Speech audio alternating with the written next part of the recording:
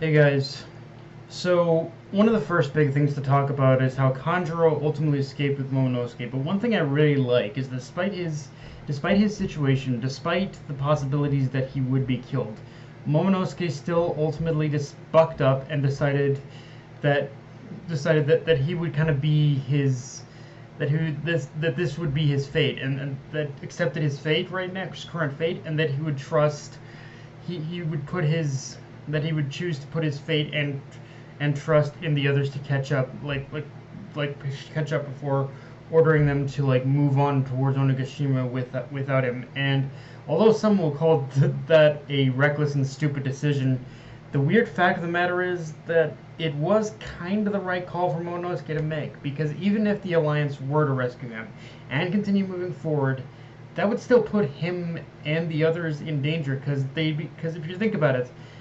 the dynamic of this whole of like Momonosuke and the Yakuza 9 is the Yakuza 9 are all focused on protecting him, and because of that, if Momonosuke had continued moving on with them, the Yakuza 9 would be the Yakuza 9 and even Luffy and the Straw Hats would be too focused on keeping him from getting killed or taken hostage to the point where they themselves would barely even be capable of fighting at their fullest capabilities. But at least this way, it gives them motivation to not only keep pressing forward, but also it'll give them, but also just to fight at their fullest. And in general, though, it was actually just kind of smart leadership decision from Momonosuke, and really shows he is thinking much more strategically.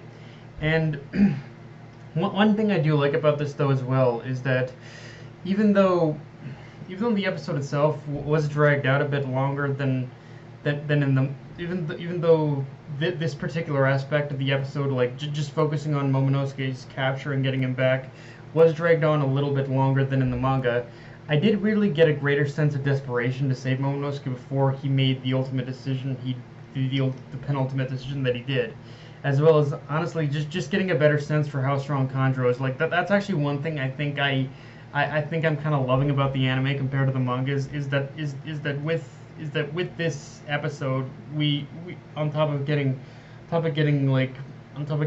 just that sense of desperation, we also got to see a little bit more of just how powerful Kanjuro is, which is something honestly I didn't, even though he obviously was powerful because he was a spy. That is the one thing I think the anime is doing better, is that it is showing just how strong, like how strong like Kanjuro actually is, like compared to the manga, where we still do see elements of that, but it wasn't necessarily as pronounced as it is in the anime, I think.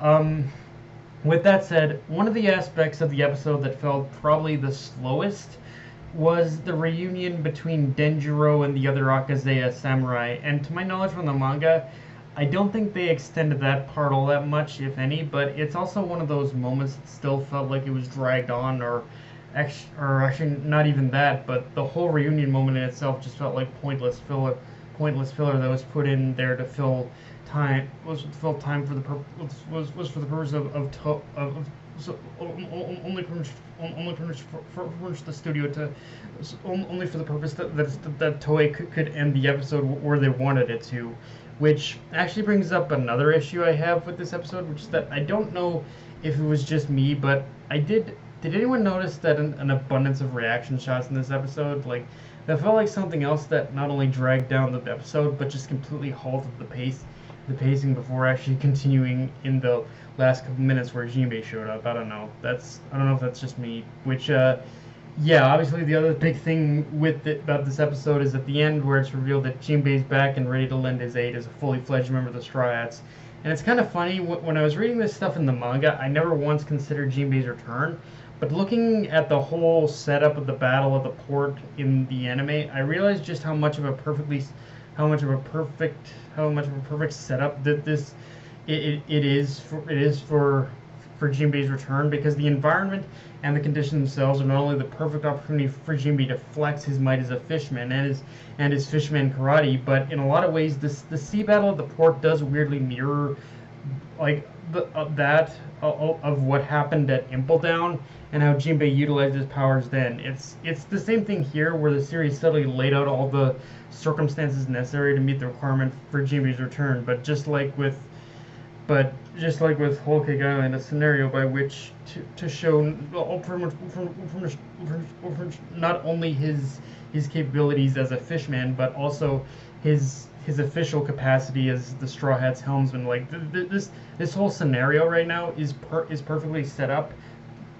Is perfectly set up for Jimbe in order to show his abilities as a helmsman. Like just the rough weather, just the rough weather and how it's affected the sea. It's perfect. It's perfect to show just what he can do as the Straw Hat's helmsman. And I love.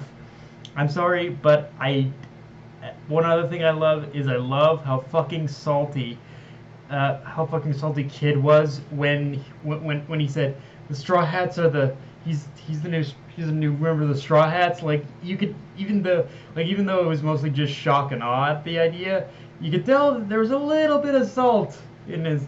That there's a little bit of salt thrown at, a little bit of shade and a little bit of salt that Kid was feeling. Like, why couldn't he have joined me or some shit like that? Like, you pretty much know that's what Kid was thinking, and maybe a little bit of Law too. Like, I don't think he was affected by it, but it's like, yeah, why wasn't he? He was like, why wasn't he joining me, kind of thing. Like, yeah. So yeah, I'm not gonna lie, I kind of got a little enjoyment out of seeing Kid being a little crusty that Jinbe was the newest member of the Straw Hats, and. But okay, one thing to talk about with Jinbe's return is what happens before that. When we see the ship Luffy let go return with even more firepower, and I absolutely love how it kind of shows that that whole scenario showed that whether Luffy realized it or not, by making that single decision of letting that ship go, he's already made the long-term mistake of underestimating Kaido's forces, and it's not only something that cost the Alliance a severe reduction in manpower, but unfortunately, it's the start of a pattern of behavior you will see Luffy continue to make, because the biggest mistake he's making right now in this moment is basically twofold. That in some ways he's treating like Kaido like pretty much every other like enemy he's fought before. He's treating them like a crocodile or a Doflamingo or an Endeavor, or to an even more stronger degree, a Doflamingo. But the other thing he's doing is that in some ways, I think just from his encounter with Big Mom, I think Luffy in his head right now is thinking he's just from that encounter with Big Mom, he thinks he's got a measure of a Yonko's strength, but he's not taking into account that they're not all like at the same level of strength, that they're not at all the same level, both in personal strength and strength of their crew. And because of that, he's letting his guard down too easily and casually throwing caution to the wind when he can't afford to do that with Kaido, because another reminder is that this is the same pirate that Shanks had an encounter with before arriving at Marineford. And I guess just to be fair about it, Kid is also making the exact same mistake with that little comment about not caring about how many ships sink, but still, it's like Luffy right now is just making the biggest freaking mistake he could possibly make right now. He can pretty much, he just can't use just one encounter with Big Mom as a measure of how strong Kaido's going to be. It's just not a feasible way of doing it, I think. Like, he needs to realize that Kaido is something entirely different. Otherwise, he will end up, pretty much end up just